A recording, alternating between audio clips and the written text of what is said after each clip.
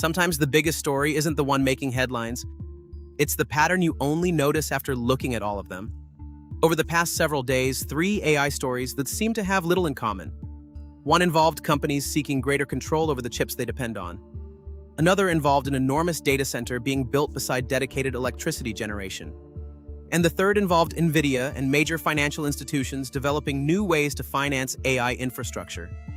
Different problems, different economic principles. But all 3 raise a useful question. What changed in the trade-off? Economics rarely gives us one universally best way to organize production. Buying from specialized suppliers can be efficient.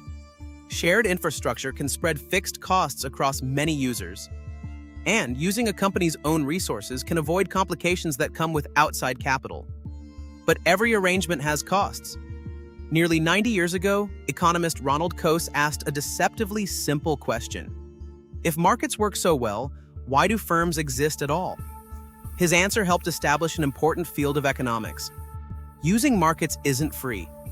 Companies have to find suppliers, negotiate agreements, coordinate activity, and manage risks that contracts cannot always anticipate. Sometimes buying from the market is more efficient. Sometimes bringing an activity inside the firm is worth the additional cost. Economist Williamson later developed this idea further.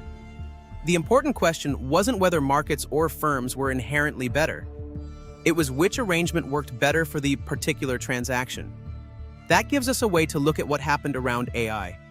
On Monday, we looked at companies seeking greater control over strategically important computing technology. Specialized chip makers still provide enormous advantages. And Anthropic isn't abandoning outside suppliers.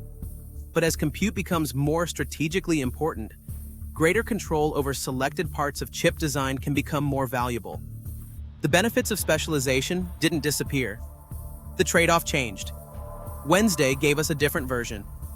Shared electrical grids became dominant for good economic reasons. Large networks spread fixed costs across many customers and use generating capacity efficiently. But a hyperscale data center also cares about whether sufficient electricity can arrive when the project needs it.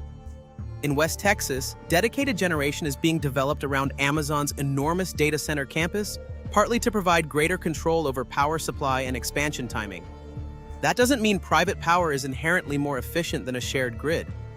Different circumstances can change which advantages matter most. Friday involved a different kind of trade-off. Not what a company should own or share, but how an enormous investment should be financed. NVIDIA announced non-binding agreements with 6 major financial institutions aimed at creating platforms that could mobilize more than $500 billion of third-party capital for AI compute infrastructure over time. That doesn't mean the money has already been raised, and it doesn't guarantee those platforms will ultimately mobilize that amount.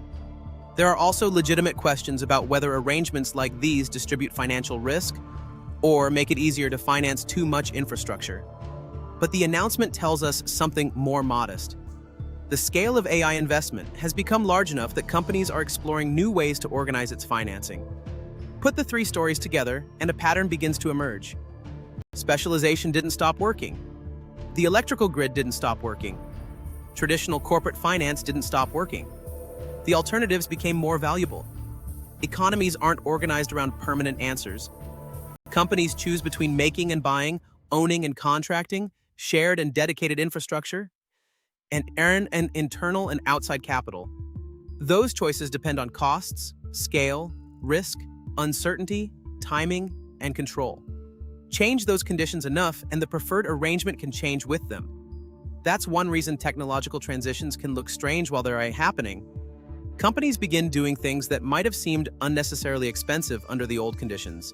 Building their own capabilities, securing dedicated infrastructure, or creating unfamiliar financial arrangements. The temptation is to conclude that the old economics stopped working. Usually, the more interesting question is whether the economics still works perfectly well, but the variables changed. That gives us a useful way to look at future AI stories. When a company starts organizing something differently, don't assume the new arrangement is automatically better. Ask what changed. Did scale increase? Did waiting become more expensive? Did uncertainty rise? Did control become more valuable? Did the risks shift? Because the interesting story may not be the new arrangement itself.